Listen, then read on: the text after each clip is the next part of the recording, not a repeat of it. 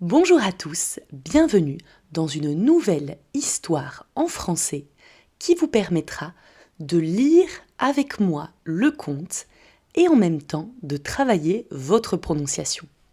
La prononciation et l'amélioration du vocabulaire, c'est quelque chose de très important en français, donc n'hésitez pas à mettre sur pause cette vidéo, à chercher le vocabulaire difficile et surtout à répéter après moi. Commençons la lecture. Un jour de plein hiver, une reine était assise à sa fenêtre, encadrée de bois d'ébène et cousée. Tout en tirant l'aiguille, elle regardait voler les blancs flocons.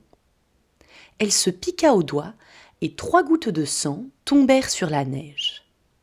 Ce rouge sur ce blanc faisait si bel effet qu'elle se dit « Si seulement j'avais un enfant aussi blanc que la neige, aussi rose que le sang, aussi noir que le bois de ma fenêtre. » Peu de temps après, une fille lui naquit. Elle était blanche comme neige, rose comme sang, et ses cheveux étaient noirs comme de l'ébène. On l'appela Blanche-Neige. Mais la reine mourut en lui donnant le jour. Au bout d'une année, le roi épousa une autre femme. Elle était très belle, mais elle était fière et vaniteuse et ne pouvait souffrir que quelqu'un la surpassât en beauté. Elle possédait un miroir magique. Quand elle s'y regardait en disant « Miroir, miroir joli, qui est la plus belle du pays ?» Le miroir répondait « Madame la reine, vous êtes la plus belle au pays. » Et elle était contente.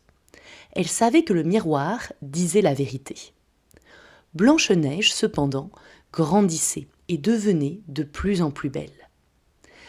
Quand elle eut atteint ses 17 ans, elle était déjà plus jolie que le jour et plus belle que la reine elle-même. Un jour que celle-ci demandait au miroir « Miroir, miroir joli, qui est la plus belle au pays ?» Celui-ci répondit « Madame la reine, vous êtes la plus belle ici, mais Blanche-Neige est encore 1000 fois plus belle. » La reine en fut épouvantée. À partir de là, chaque fois qu'elle apercevait Blanche-Neige, son cœur se retournait dans sa poitrine, tant elle éprouvait de haine à son égard. Elle en avait perdu le repos, le jour et la nuit. Elle fit venir un chasseur et lui dit « Emmène l'enfant dans la forêt, je ne veux plus la voir. Tue-la et rapporte-moi pour preuve de sa mort ses poumons et son foie. » Le chasseur obéit et conduisit Blanche-Neige dans le bois.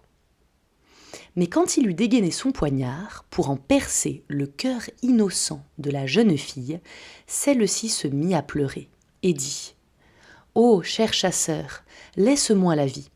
Je m'enfoncerai au plus profond de la forêt et ne rentrerai jamais à la maison. » Le chasseur eut pitié d'elle et dit « Sauve-toi, pauvre enfant. » Mais il songeait « Les bêtes de la forêt auront tôt fait de te dévorer. » Un marcassin passait justement.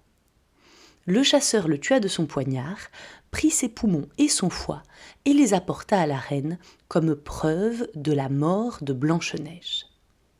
Le cuisinier reçut ordre de les apprêter et la méchante femme les mangea, s'imaginant qu'ils avaient appartenu à Blanche-Neige. La pauvre petite, elle, était au milieu des bois, toute seule. Sa peur était si grande qu'elle regardait toutes les feuilles de la forêt sans savoir ce qu'elle allait devenir. Elle se mit à courir sur les cailloux pointus et à travers les épines. Les bêtes sauvages bondissaient autour d'elle, mais ne lui faisaient aucun mal. Elle courut jusqu'au soir, aussi longtemps que ses jambes purent la porter. Elle aperçut alors une petite maison et y pénétra pour s'y reposer. Dans la maisonnette, tout était minuscule, gracieux et propre. On y voyait une petite table couverte d'une nappe blanche, avec 7 petites assiettes et 7 petites cuillères, 7 petites fourchettes et 7 petits couteaux, et aussi 7 petits gobelets. Contre le mur, il y avait 7 petits lits, alignés les uns à côté des autres, et recouverts de draps tout blancs. Blanche-Neige avait si faim et si soif qu'elle prit chaque assiette, un peu de légumes et de pain, et but une goutte de vin dans chaque gobelet, car elle ne voulait pas manger la portion tout entière de l'un des convives. Fatiguée, elle voulut ensuite se coucher. Mais aucun des lits ne lui convenait. L'un était trop long, l'autre trop court. Elle les essaya tous. Le 7e, enfin, fut à sa taille. Elle s'y allongea, se confia à Dieu et s'endormit. Quand la nuit fut complètement tombée, les propriétaires de la maisonnette arrivèrent. C'étaient 7 nains qui, dans la montagne, travaillaient à la mine. Ils allumèrent leurs 7 petites lampes, et quand la lumière illumina la pièce, ils virent que quelqu'un y était venu, car rien n'était plus tel qu'il l'avait laissé. Le premier dit : « Qui s'est assis sur ma petite chaise ? » Le deuxième : « Qui a mangé dans ma petite assiette ? » Le troisième : « Qui a pris de mon pain ? » Le quatrième : « Qui a mangé de mes légumes ? » Le cinquième : « Qui s'est servi de ma fourchette ? » Le sixième : « Qui a coupé avec mon couteau ? » Le septième : « Qui a bu dans mon gobelet ? » Le premier, en se retournant, vit que son lit avait été dérangé. « Qui a touché à mon lit ? dit-il. Les autres s'approchèrent, en courant, et chacun s'écria : « Dans le mien aussi, quelqu'un s'est couché. » Mais le septième, quand il regarda son lit, y vit Blanche-Neige endormie. Il appela les autres, qui vinrent bien vite et poussèrent des cris étonnés. Ils prirent leurs 7 petites lampes et éclairèrent le visage de Blanche-Neige. « Seigneur Dieu, s'écrièrent-ils, que cet enfant est joli. » Ils en eurent tant de joie qu'ils ne l'éveillèrent pas et la laissèrent dormir dans le petit lit. Le 7e des nains coucha avec ses compagnons, 1 heure avec chacun, et la nuit passa ainsi. Au matin, Blanche-Neige s'éveilla.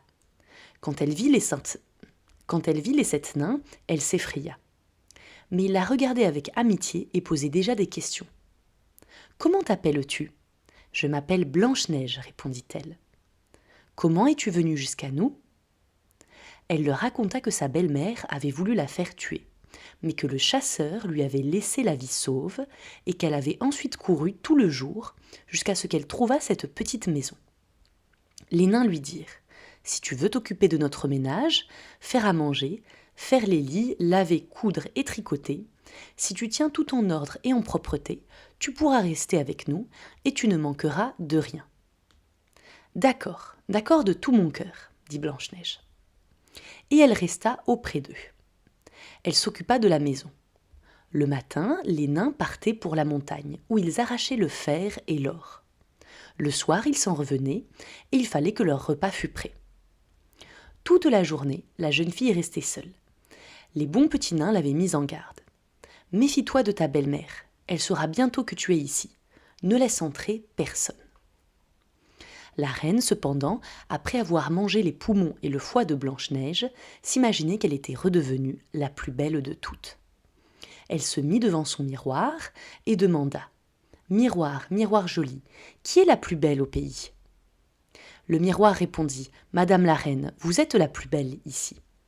Mais par-delà les monts d'airain, auprès des gentils petits nains, Blanche-Neige est 1000 fois plus belle. » La reine en fut bouleversée. Elle savait que le miroir ne pouvait mentir. Elle comprit que le chasseur l'avait trompée et que Blanche-Neige était toujours en vie.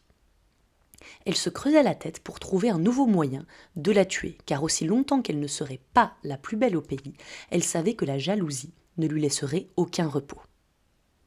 Ayant finalement découvert un stratagème, elle se farda le visage et s'habilla comme une vieille marchande ambulante.